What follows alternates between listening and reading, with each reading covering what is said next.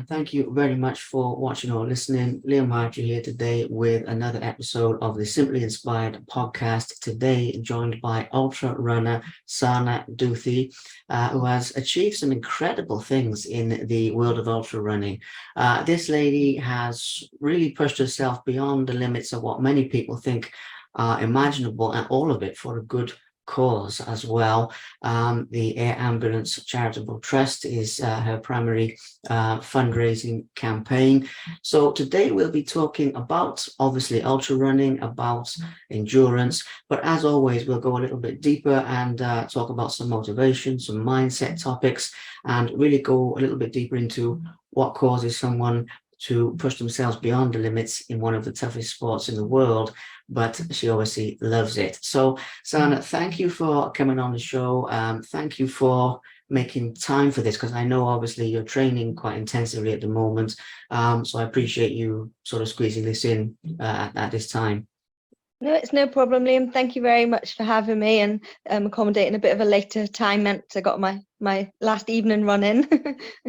Absolutely, yeah. Well, as you were saying before we started recording, it must be a lot to juggle with working and training and everything like that. So, in actual fact, let's start there just for a moment, because I'll go back in time shortly and we'll get into how you started running. But as soon as we've started with this point, obviously you do have the Dragon's Back race coming up. You are in an intensive training block for that, as you mentioned. So I know we're starting sort of with the present day, but can you share with us a little bit about how your preparations are going for that at the moment, please? Yeah, it's definitely been one of the hardest things for me to. It's more fitting it in with life as well.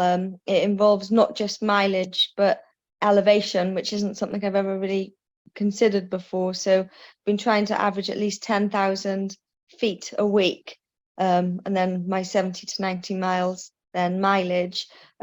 But with it, it's quite important to go and recce parts of the route. And in Pembrokeshire, as lots of people know, we're kind of down at the very end of the Wales. There's often, day trips up to North Wales and Mid Wales to try and get some of those recce's in and have life as well. But yeah, I managed. The bit I was most scared of was Crib Goch, the scramble peak up to Snowdonia. I tried it back in March, and the weather was quite rough, and I just got really scared. I was shaking, and I was like, I have to turn back. I can't go on. My friend slipped, and that was it. All I could think about was that's going to be me tumbling down off Crib Goch. But 4 weeks ago, I went back. Weather still wasn't great, but I managed to get across. So that was a good little confident boost for me. But that was my big fear. Wow. Well, right then and there, great life lesson. Facing your fears, that's a very important topic that I'm sure we'll come back to. Now, obviously, I've started there slightly out of time, but just because it's coming up, it's an amazing, it's an amazing thing you're doing, obviously, in terms of the endurance itself, but in terms of the fundraising as well. Yeah. I'd like to touch on that and just basically find out a little bit more about what that means to you to be raising money for the Air Ambulance Charitable Trust. It's obviously very dear to your heart, but what was it that first inspired you to raise money for them? I think we see them a lot, unfortunately, in Pembrokeshire, the Wales Air Ambulance, because we're rural, our types of roads, that being on the coast as well. And like not too long ago, a little girl was sat on a green and she got hit by a car. And if it wasn't for the ambulance, she wouldn't have survived. And that happens so often. And they're not just transporting you to a hospital, they actually are, which I've learned from working with them, are a mobile A&E unit. And without their services, a lot of people wouldn't survive, or B, wouldn't have a decent quality of life after a major incident. I just see them so often, and they're such a supportive charity, and the money you see it actually working with them. And I feel that we all know people, unfortunately, that maybe have cancer or mental health, but the Wales Air Ambulance will help any walk of life. And it could be in a car accident, it could be a suicide attempt. It will help you no matter what emergency that you're in. And I just feel we it's this charity that is so important, that especially in Wales, that the funds and their story needs to be shared. Absolutely, it does. I think it's wonderful work, obviously, that they do, but it's wonderful work that you're doing, supporting them and everything, you know, raising awareness, raising funds, generally contributing. It's a wonderful thing. We'll come back to that. Now, obviously, as I say, we've jumped around in time a little bit. So I'm going to go back now to find out a little bit about your sporting background, what inspired you to get into ultra running. Obviously, you come from a beautiful part of the world, so I'm not sure if the love of the outdoors was always there. Is that, am I right in saying that? Yeah, that's right. So when I was a little girl, well, my dad often had to carry me on his shoulders up the hills on the coast path. Thankfully, he doesn't have to do that now. But we used to go out on the coast, like shrimping and cockling, walking and training our working dogs. So it was always there, and it was always something we, you know, when you had a tough day, we'd go down the beach with the dogs. So I've got that reflection with it as well. I didn't actually do any sport in school, only your PE, which you had to do. I wasn't that sporty in school. I didn't have much confidence. But when I went to college, they had your gym there. So in between waiting for the bus to get home, I used to spend an hour in the gym, but it was for looks and weight. And then it really progressed into running. I think they brought them back now, but my first ever kind of event was the 5K race for life. I'd done it because a friend had breast cancer, so I wanted to do awareness for that. And there's a picture of me with my Cocker Spaniel. He's 12 now, so that's how long ago it was. And we're crossing the line. And I didn't do much then, but then in 2012 I did a few little races, and I was like, oh, I quite like this. I wasn't winning anything. And then I decided I wanted to do a marathon. I think we all kind of, when we start on that journey, we aim for that in 2013, and it was horrible. It was a long course weekend, you know, in Tenby, and it was hot, and it's quite a hilly route, and it's road. And I did it, and I wanted to do another one for some reason. So I went and did London Marathon because that's the one that you feel you should do. I didn't love it. Crowds of people. It's not very personal run, but I get why people do it, because you feel like a celebrity with everybody cheering your name.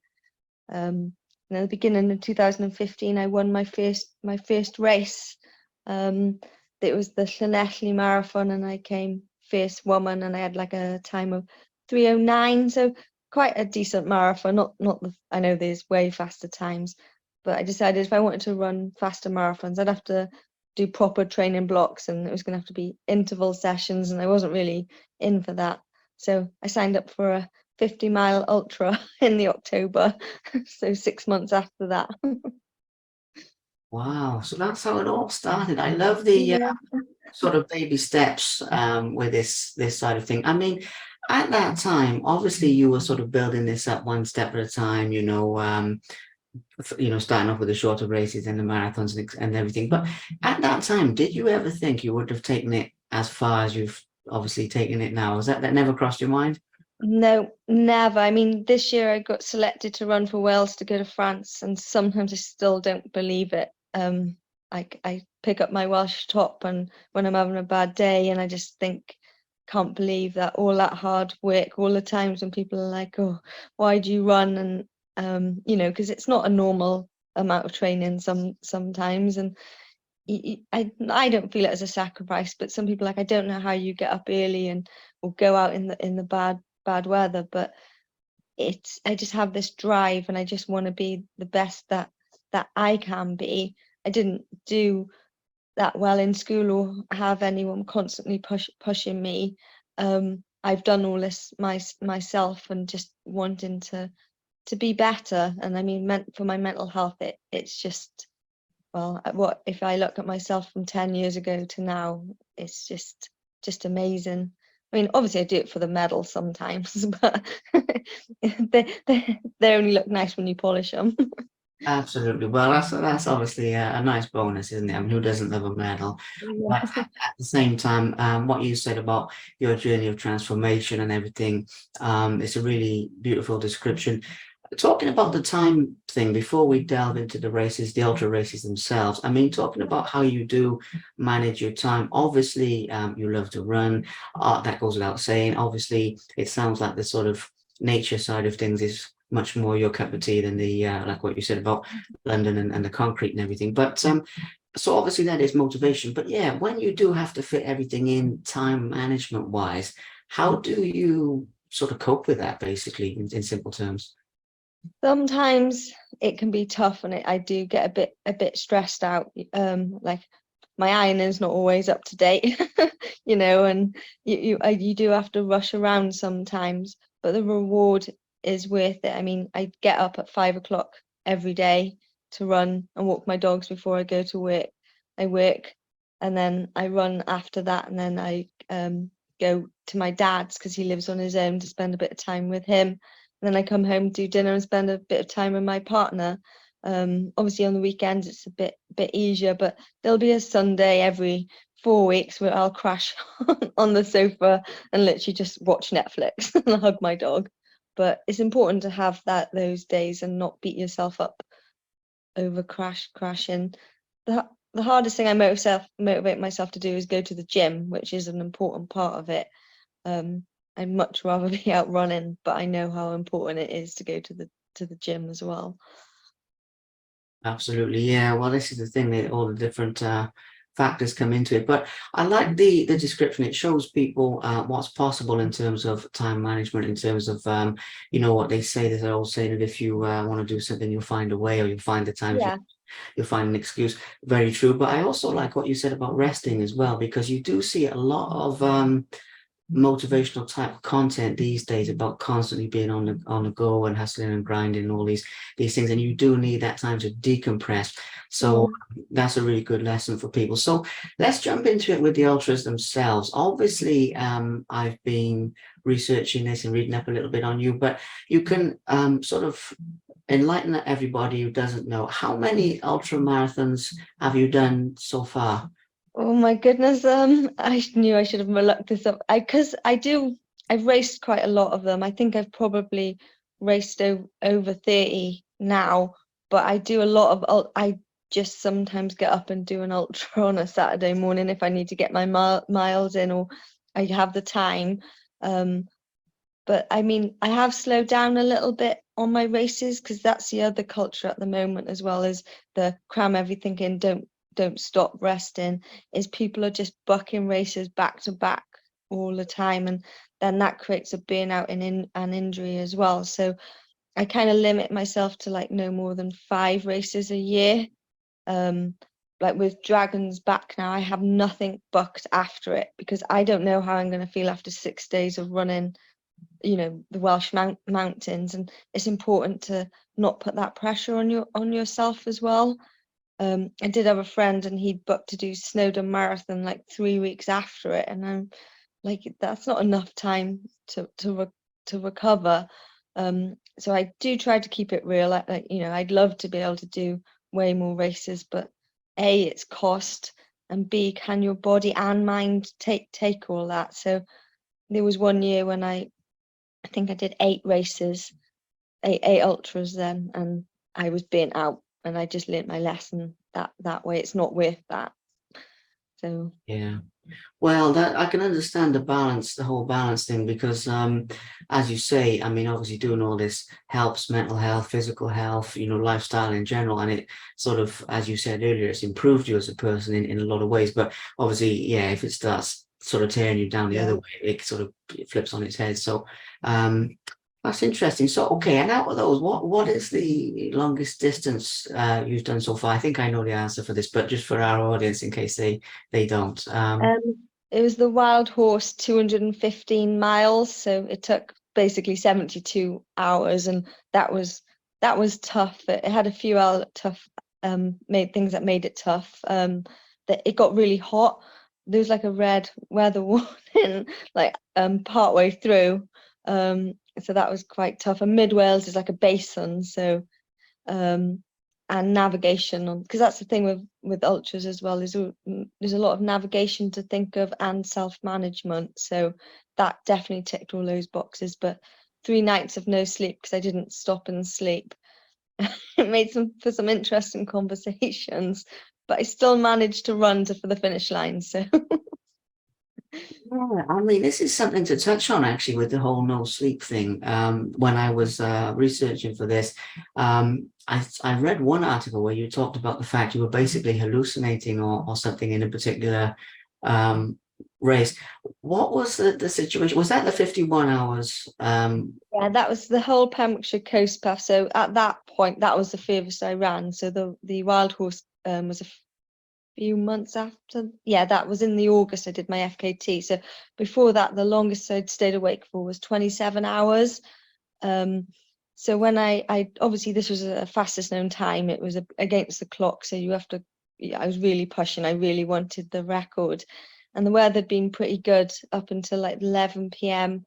on the second night, and it turned, and it was a bit of a battle, so I think I'd got really exhausted. So when the sun started to rise, but the weather was bad, so it was still quite dark, I started to see clowns in the mud. When you like blink and then when you like catch your eyes up, I was seeing clowns in the mud and I was swaying back and forth, which isn't very good on the coast path. So that Yeah, was I fun. was in the mud. I mean, I don't get me wrong. I get where you're coming from. I've seen faces in the clouds and all sorts of things after a long day, and I know Yeah. what you're saying. But 51. I mean, the length of time is pretty insane. I mean, wow. So on the subject of this type of thing, obviously, we've touched a little bit on the physical training, but how do you prepare your mind for a race as well? Because people talk about visualizing and people talk about these different sort of techniques you can use. But you've got to have an iron will. I mean, never mind being tough physically, you've got to be tough mentally. So how do you condition yourself sort of upstairs, if you like, in that way? I think I've not, like I said earlier, I've not had much. I was diagnosed with dyslexia when I was in school, and back then it was kind of told you're not going to get very good grades, you're not going to do very well. So I've kind of always been told that. But I did do quite well, and I just, if somebody tells me I can't do something, you always kind of want to prove them wrong. So sometimes it's to do, the doubters kind of give me a bit of power in a way. And if I really want something, like the whole thing of when I was doing the whole coast path and I was doing it for charity, there was so much support from my local community. And my dad and Andrew, like, they were out there supporting me. I couldn't give up for them. So a lot of it isn't for me. My main thing is doing it for someone else, and the joy that it brings. Like my dad, like we're really really close. We've been through a lot. That it brings him when I've completed it. It's just amazing. And sometimes, like the other day, I was running, and a little boy goes, "That's the girl that runs really far." Because I like they'd seen it, and it just like little things like that. It's nice to be known and have that said to you. So it is kind of like ego chasing in a way, but in a healthy way, I think. Yeah, very much in a healthy way. That's lovely though, with your family, with your dad and your partner being involved. And um, I mean, I really think that with a little boy, that shows how you're touching lives, and obviously there's the sort of the money raised and the very tangible qualities, but I really think there's like the intangible qualities of the people you inspire in a different way, if that makes sense, like with that little boy, showing people what's possible. On the subject of that type of thing, obviously you do speak about your races as well. You've mentioned speaking in schools and doing a little bit of public speaking, which is something else that people find quite daunting. I've heard that public speaking is the number one fear in the world, even more than death. So not only are you brave in terms of the running, but you're brave in terms of public speaking. Why do you do it? What does it mean to you to sort of go into the schools and do that type of thing? Because I think if I would have liked to have someone have done that for me when I was younger, to see an ordinary, we lots of us see very rich sports people doing really well with everything lined up for them, and all the right opportunities. Now I don't have that. I mean, I have had some opportunities come through a lot of hard work, but it's my own hard work. So I just kind of want to show people, and just to help them, you just need one person to believe in you, even if that's yourself, and you can do it. You don't need to have lots of money, don't need to have a big fancy job. You can just get up and just do it, whether that's running or whether you want to be a cook or a yoga teacher. You can just go out and do whatever you want to do if you really want it. And I just think we need more ordinary people showing people that. We do, 100% we do. I mean, it's, as I said to you before, it's very much a big part of the reason why I do these as well, and to sort of show people that side of things. And not to go off topic at all, I had a very similar experience in school, by the way. So I don't say that very often, but on a personal note, I sort of really get where you're coming from there. Exactly the same thing. They just, if you don't fit into that little Yeah, box, you're, pretty yeah. much dismissed. So. I wasn't one of like the popular, the one of the popular netball girls or that. I was what I was, and I don't regret any of that either. But sometimes when some of the shy kids, they won't talk in front of their friends, but they'll come up and speak to me after, and I have all the time. Before, I think I spent nearly a whole day at one of the schools before, and I enjoyed it. It's just nice to give that back. It is. It absolutely is. And as you said, having positive role models, people they can relate to, it's a massive, massive, massive thing, especially, I think that's always been a problem, but especially now with social media as well, Yeah. it sort of influences they have. Um, People don't see enough of, people like you. So it's really good you're doing that. Um, Thank you.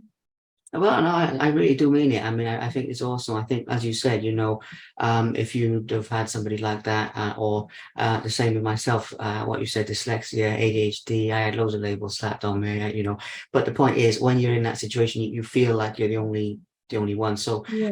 I really think that then, showing how you can succeed, and one of the things that you show, I'm going slightly off topic here, but it's very, very cool because as well as being a successful athlete, you're showing people the true meanings of success in terms of the fact that you love what you do and you enjoy what you do and you're passionate about what you do. And obviously it makes a difference to other people. But for yourself as well, there's these sayings of, you love what you do and you never have to work a day in your life and all that sort of thing. And it's oversimplified, but there is some truth in that. So anyway, that's me going off topic. Wonderful work, wonderful, wonderful work. Back to the races themselves. Obviously ultra marathons and racing across the types of terrain that you do. Obviously it's tough and you've done a lot of them. So do you basically have a toughest race in terms of the terrain, in terms of the not sleeping thing, which is just it was absolutely wild. I mean, fair play to you, hard as nails. But yeah, particularly in terms of the terrain, is there one that sort of stands out in that way? Rocky terrain is my weakness. So that's why it was so important for me to do like crib goch and things. I'm like, I've kind of, I suppose, round in Pembrokeshire, it is mainly coast and mud. Like I'm great on mud, and some other people aren't. I wasn't very good at running downhill, which I know sounds silly, but it was something I really had to work on. So I think with ultra running, it's kind of good to be an all-rounder, because in over those distances you're probably going to have a bit of everything.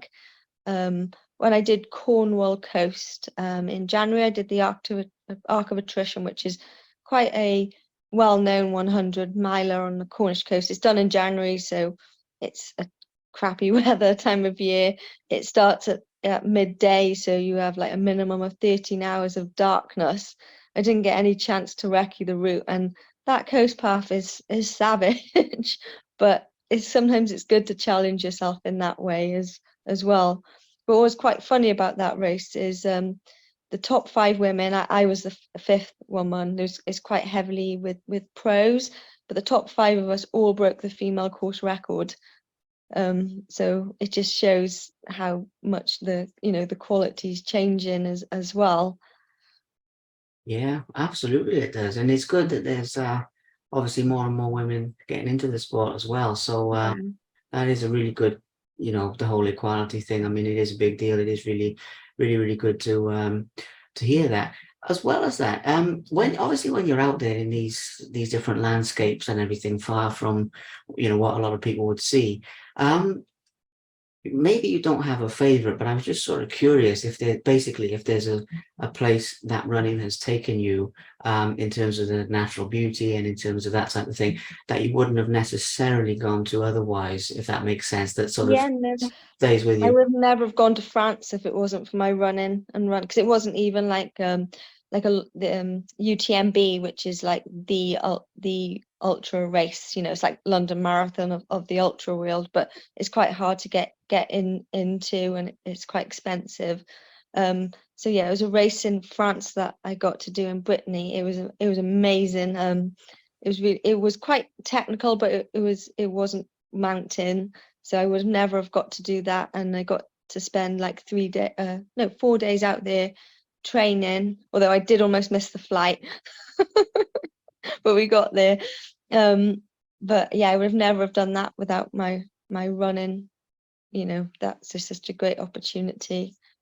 Yeah, absolutely. And again, it's another sort of intangible benefit to what you do that I think it sort of maybe inspire people in a different way.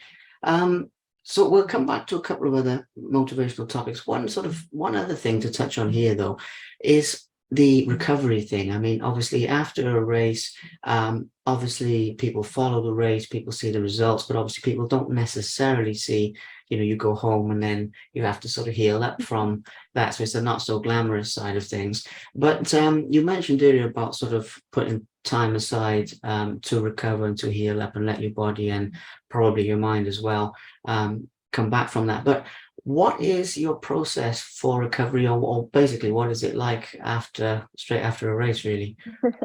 I kind of just shower and don't move for a few hours is the general rule. But the more important, like that's, we're all like that straight after. But I did learn from my mistake quite, like I had a very tough lesson as one time when I didn't rest, and I basically gave myself a heel bursitis and a Achilles tendonitis because I just tried to run. I ran 100 miles and then just, I think it finished like on the Sunday, went straight back to it on the Monday, and I was out for 6 months. I couldn't race for a year. So that's how I learned the hard way. So it's just important that your muscles might feel fine, but it does take 6 to 8 weeks for tendons to get back to normal. But nobody tells you this bit, in the magazines and things. So I make sure I don't restrict my eating at all. If I feel hungry, I just make sure I eat lots of like fruit and veg and anything else I might crave, and drink a lot. I have a lot of I go on a lot of walks with my dogs because keeping blood flowing, and I do go back to the gym normally 1 or 2 days after, but that's not um necessary to train. It's to get blood flowing and moving. I mean, say if you've been moving constantly and you've moved constantly up to it, it's quite a shock to your body just to suddenly stop everything.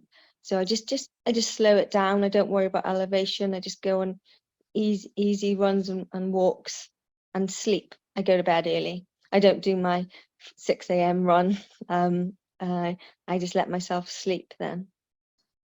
Yeah, that's cool. I mean, parts of it are pretty brutal, obviously, but it is cool to touch on the side of things that people don't see. Now, in a minute, I'm going to come to a few other motivational topics about people chasing their dreams and all that. I realize I forgot one thing that I meant to ask you earlier.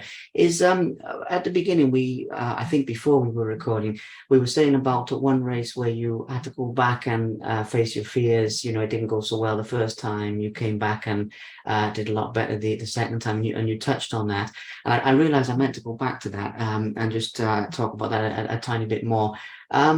Can you tell us that story, not so much from the point of view of anything that well, obviously it went wrong. I mean, it's not, I don't like to dwell on things like that, but more from the bouncing back side of things of you came back and you sort of faced that. Okay. Oh, that was for on Crib Gork. So that was just on a recce. All right. Okay. Okay. Yeah, but I have had that in when I tried to do my fastest known time on the coast path. I Mm. tried to do it in the May, and a storm hit. That's Um, the one. That's the one. Sorry. yeah, Yeah. Yeah. so I was 64 miles in, and I had to stop. I was so upset. I couldn't believe, I had all this support. I was raising the money for the charity. And where I got picked up, it was quite sheltered. It's in Porthclais, so it's like a little harbour.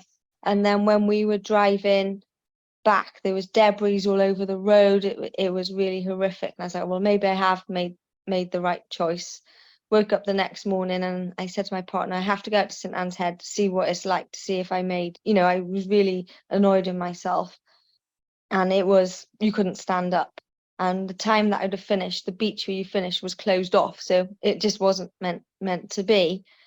Um, so I had to go back and finish this fastest known time. It was quite hard.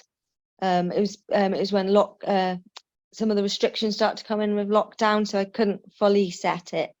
So I thought, right, August, pretty normally good weather. Set the date, and there was a storm warning brought in 3 days before. I was like, this isn't. I can't believe this. So I brought it forward a day early, the FKT, because I could do it whenever I wanted. But obviously I'd arranged for people to come help me. So I'd brought it to start on the Friday now. So it did mean I lost some of my support because they were in work, but I just had to get it done. So I was so determined. I think I was 2 hours ahead of schedule by the time I got to the point that I had got last time. There's a tidal crossing. Once I'd got there, it didn't really matter. So I did again 100 miles in like 24 hours in in the middle of 189 miles. And the storm came in, but it was 11 p.m. on the second day. So we then had like 12 hours of wind and rain.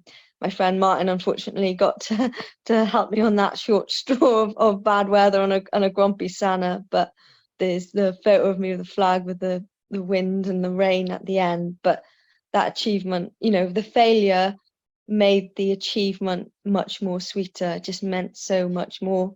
I don't know if I would have done it in 51 hours if I hadn't failed before. But that's what they say, is it makes you want it more, doesn't it?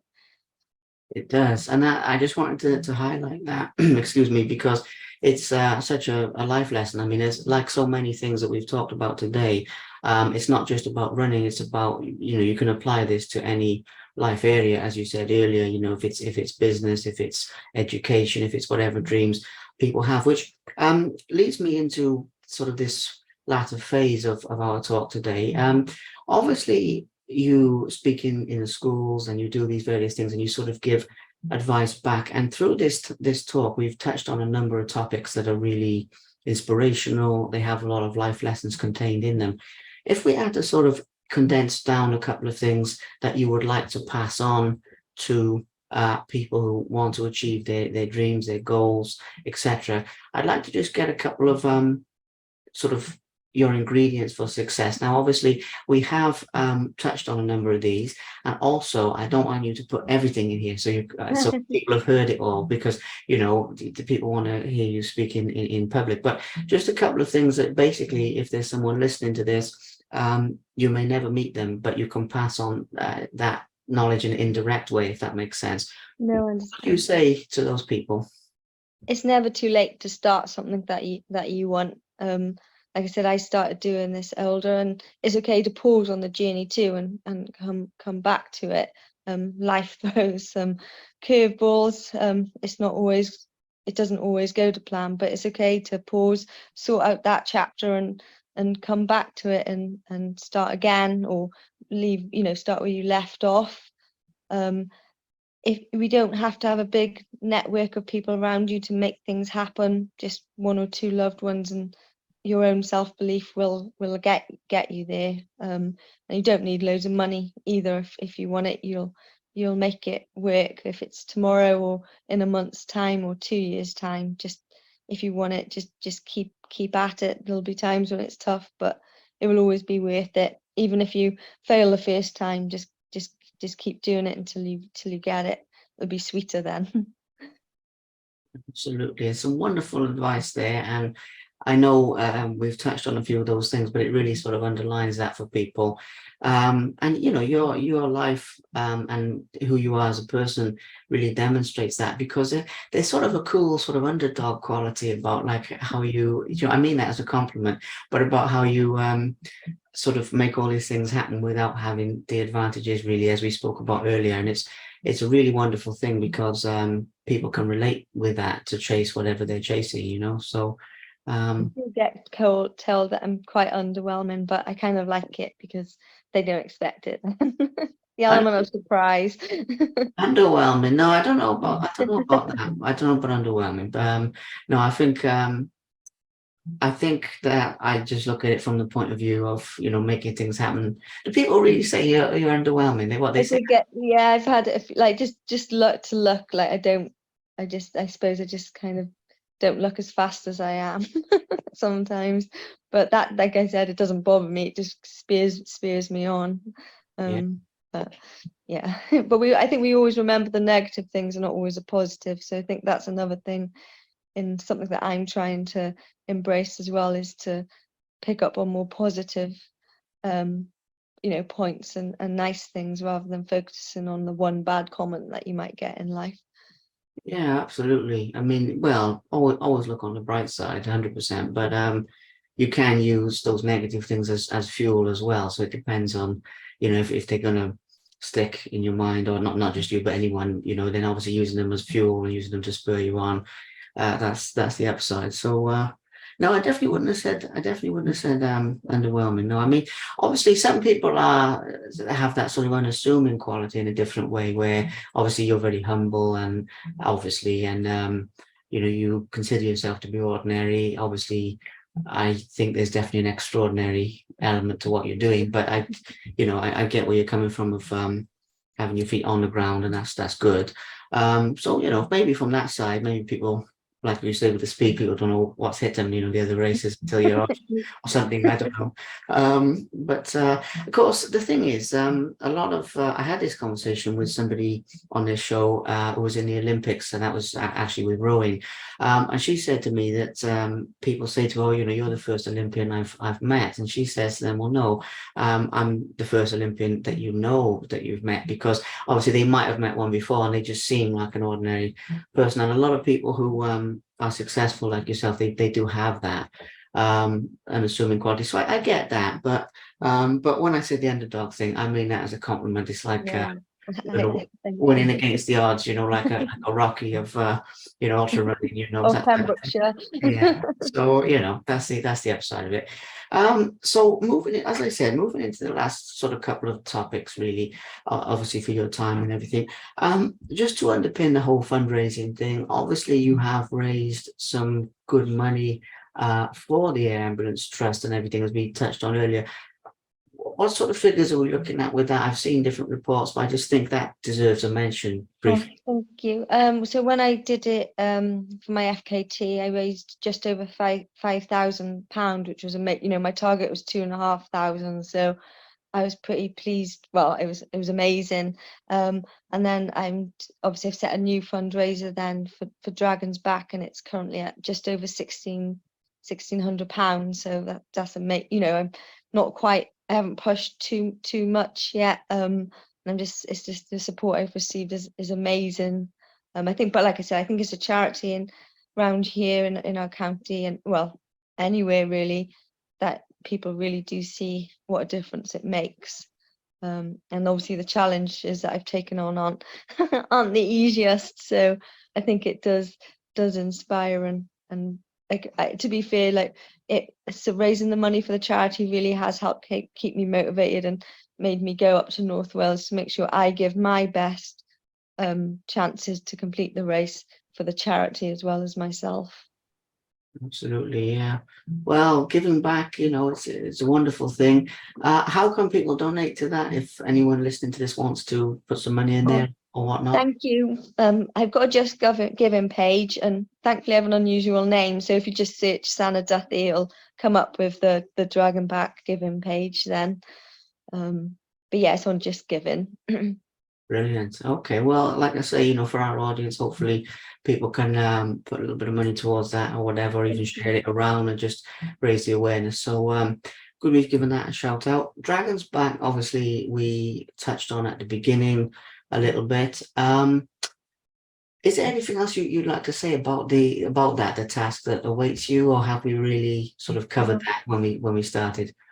Just to put it, this race is been a dream of mine to do for 3 years. I wasn't ready to do it 3 years ago, but I feel now I'm in the best shape that I can be to do it, and mentally as well, because this is going to be a big mental task, being away from home for 6 days, for me, sleeping in a tent with shared people. Don't know if that scares me more than the running itself, but and it's a lot of navigation as well. But I feel like this is a whole thing of like picking your goals and when's the right time to do them. But the thought of being able to run 6 days across the mountains of Wales is going to be amazing. It's going to be tough, but I think the sense of achievement will be worth it. Absolutely. Well, it'll be one of the achievements of a lifetime. Obviously, you've had a few of those, but it'll be another one. Beautiful landscape, obviously. Sleeping in a tent, at least you will be sleeping, so there'll be Yeah, hopefully no clowns will come and find you this time. No that could clowns. be a luxury. Yes, yeah, I think so. I think anything. I mean, don't get me wrong. Personally, I've had times where I've not slept for various reasons. We're working and stuff for like 36 hours or something. But obviously, you're not on the go, all the Yeah. way through. But for you, I mean, gosh. So yeah, no clowns this time. Just nice peaceful sleep. That's the important thing. So there's that. Obviously, I know you said you're not looking past that as such. I mean, you haven't really booked anything else after it. So I don't know if you'd be able to answer this, but obviously looking beyond Dragon's Back a little bit further or as far ahead as you want to go, do you have any other goals you'd like to mention, or are you just solely focused on that right now? Well, I do. We got evicted from our house this year, so I didn't know what our situation was going to be. So I had to defer a race from this year to next year. So it's 215 miles across Scotland. So from the west coast to the east coast in August. So, but that's going to be more of a keep going, no sleep thing. And well, I guess that this will be the first place that I announce it then is I'm going to go back and try and beat my own fastest time on the whole Pembrokeshire Coast Path again early next year. So I'm going to try and get that sub 50 hour for it. So that's what I'll be training for once I recover again. Yeah, I see. I knew there was something in there because that fire obviously burns inside of you. To continue pushing past what you've already achieved. Breaking your own records and everything. I sort of got that vibe. So very, very, very cool. Last couple of things. Obviously, with the public speaking side of things and talking in schools and all that sort of thing. I'd like to find out a little bit more about what you plan to do with that in the future, but I'd also like to give a mention here to how people can basically book you if they want you to do like a motivational type talk or that type of thing, basically. I mean, most of it's been that the schools have contacted me. I did do a talk at the National Running Show as well in Birmingham. I met the guy that arranges it through helping out somebody else on their own FKT attempt. So it's just kind of making connections, kind of putting yourself out there, which can be quite scary. How it got started, and just contact me like you did, either via Facebook or email or Instagram. I'm always happy to spread my running message and help motivate someone, whether it be running or just in life, really.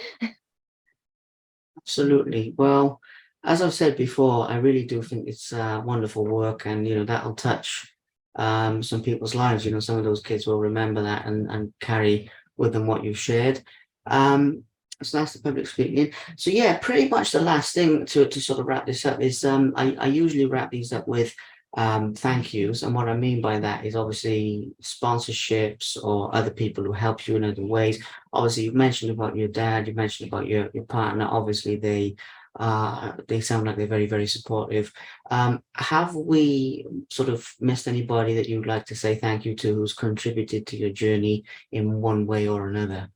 I suppose it'll have to be to Sam, who coaches me at the gym, because he drags me in in there and makes sure I actually do the exercise I need, even though I'm sure I don't need to do bench press. So it'd be Sam, who and his gym is called Prime, coached by Sam at Prime. But yeah, obviously my dad and Andrew, my partner, are my biggest support. Most of it is I plan and arrange, and it's been kind of a solo journey in a way, but I wouldn't want it any other way. Oh, and my running friends for keeping me, pushing me to run and keeping me company on my crazy long runs as well on the weekends. Absolutely. Well, it's nice to give those people a mention because I always say that they're basically behind the scenes in a way, I mean, obviously from the outside world.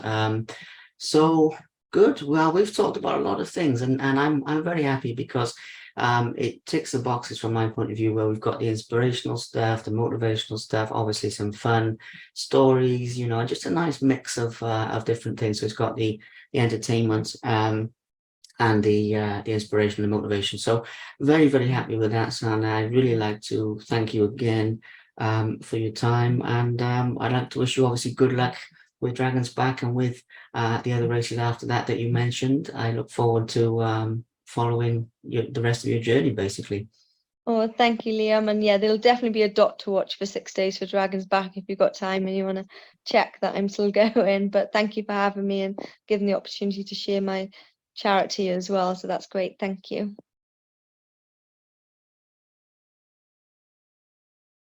Thank you very much for watching. Please subscribe to the Simply Inspired YouTube channel, and there'll be more videos coming soon.